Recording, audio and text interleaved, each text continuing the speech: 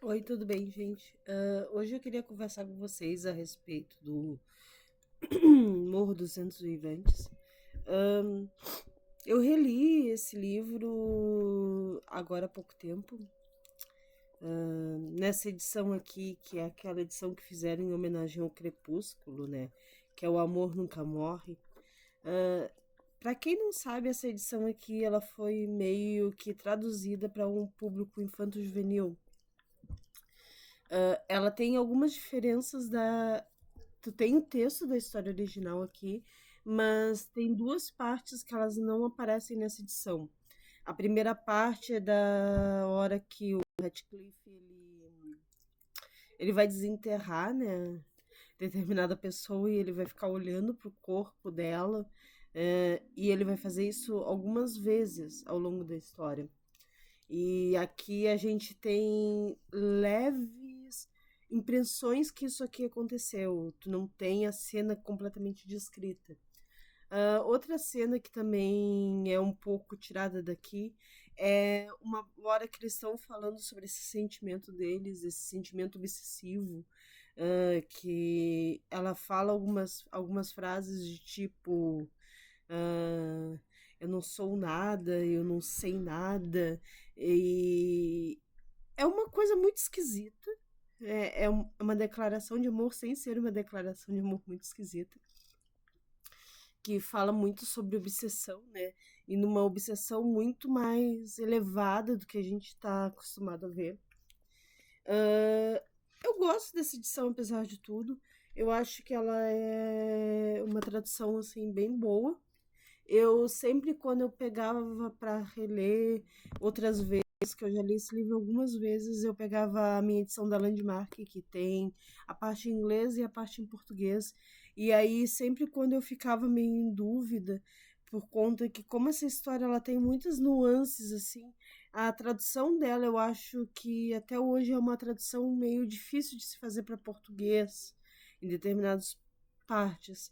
Como eu também acho as traduções dos livros do Walter Scott, por conta desse linguajar de ser esse inglês mais provinciano, não ser esse inglês que a gente está acostumado, né, no caso.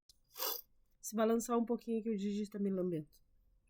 Ah, mas assim, eu queria conversar um pouco a respeito com vocês desse livro, por conta que tá saindo o teaser, né, do novo filme. Eu sou bem apaixonada por essa história, assim, e eu acho ela uma das histórias mais legais que a gente tem. Ela não é uma história de amor, ela não é um romance propriamente dito, né? Ela é uma história de fantasma, uma história de obsessão, uma história de crueldade, de educação. A Emily, ela faz algumas reflexões ao longo dessa história, né? A reflexão de como você deve criar seus filhos, de como determinada situação ou produção ela pode ser feita para que isso seja assim, um orçado. Tu tem algumas situações aqui muito complicadas assim de serem resolvidas. Tu tem uma uma entrada de personagens e uma busca e um poder, uma relação assim bem conturbada. Tu tem um jogo de poderes muito grandes aqui dentro desse livro. E pelo teaser, assim, dá pra ver que eles transformaram essa história numa história completamente sexualizada, com uma tensão ali, uma tensão, uma tensão, uma tensão. E eu fiquei pensando muito a respeito dessa tensão, né, dessa tensão sexual que eles fizeram ênfase, assim, durante ao longo de todo o teaser. É, e eu me lembrei muito de um vídeo da Tatiane Feltrin, que ela estava falando há muito tempo que eles estavam caminhando para transformar, né, os clássicos da literatura em coisas sexualizadas. A Emily Brontë, ela não casou também, né? A única das irmãs Brontë que casou foi a Anne, que é a do A Inclina de Winterfell, de Agnes Grey. Ela é a mais feliz das irmãs, né? A Emily só escreveu esse livro aqui, foi filho único dela, né? E depois tem algumas cartas, se eu não me engano, em inglês, mas não tem mais nada produzido, assim. E tu vê que ela, pela escrita dela, que ela é uma pessoa cheia de traumas, né, no caso. E aqui a gente tem casamentos e nascimentos, né, de gerações. E se você for analisar os personagens, assim, você não acredita que esses personagens tenham tido relações, vamos colocar assim. Eles todos se odeiam, eles todos se tem um rancor, um ódio entre eles. Por mais que a Cat e o Ratcliffe eles tenham esse amor obsessivo ele é muito além da carne. Ele é um jogo de poder, de quem pode mais, eu ou ele. A, as convenções ou a coisa. Até mesmo porque eu acho que a Cat, na forma como ela acaba desprezando ele, a forma como ela descreve ele, ela não sentiria atração física. Porque as pessoas sempre se esquecem que o Ratcliffe é negro. Ele é um negro na Inglaterra vitoriana, nesse período de extrema ahn, idealização da morte, idealização das coisas que vêm com a morte, né? Tanto é que esse clima soturno, essa relação desse gótico que é um gótico diferente daquele que a gente vê, né? Eu, com toda a sinceridade do mundo, eu acho que ela não sente atração. Ela sente mais aquela coisa de poder.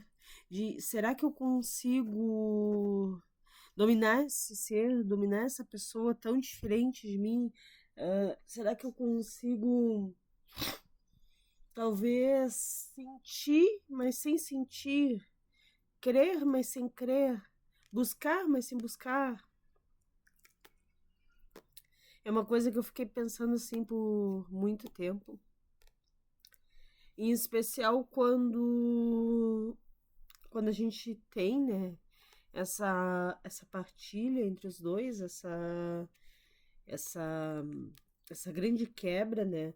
Porque o livro ele tem dois mundos, duas gerações, né, dessa família.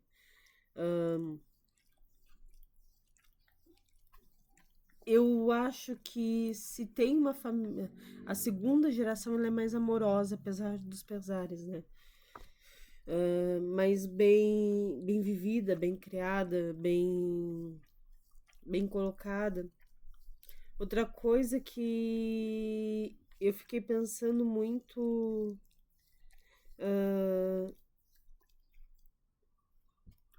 enquanto eu lia, né, eu relia, foi que talvez essa seria uma história que hoje ela não seria bem aceita pelo público. Ela não foi bem aceita na época pelo público, né?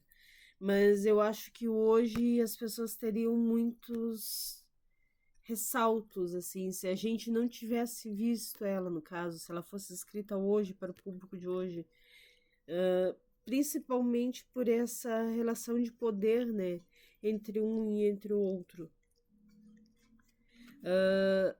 Aqui também a gente tem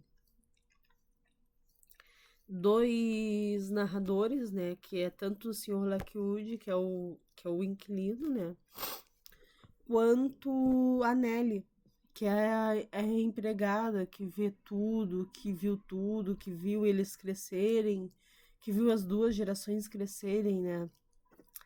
E os dois narradores, eles opinam a respeito daquilo ali que está acontecendo. Eles não são apenas contadores de história, eles também são opinadores sobre aquilo ali. E eu fiquei pensando durante essa releitura que talvez a gente não tenha se tocado, mas aqui a Emily ela quis deixar pequenos pedaços do que ela pensava a respeito disso tudo entre linhas. Eu fiquei pensando muito nisso por conta que os outros livros, eu não gosto muito da Charlotte. Eu gosto mais da Anne. Eu ainda prefiro. É que assim, é difícil a gente dizer que prefere determinada pessoa com um livro apenas escrito, né? Mas eu gostei de ler muitas coisas da Anne. A Emily, ela escreveu depois poesia, se eu não me engano. Tem poesia, tem cartas, não tem um romance em si.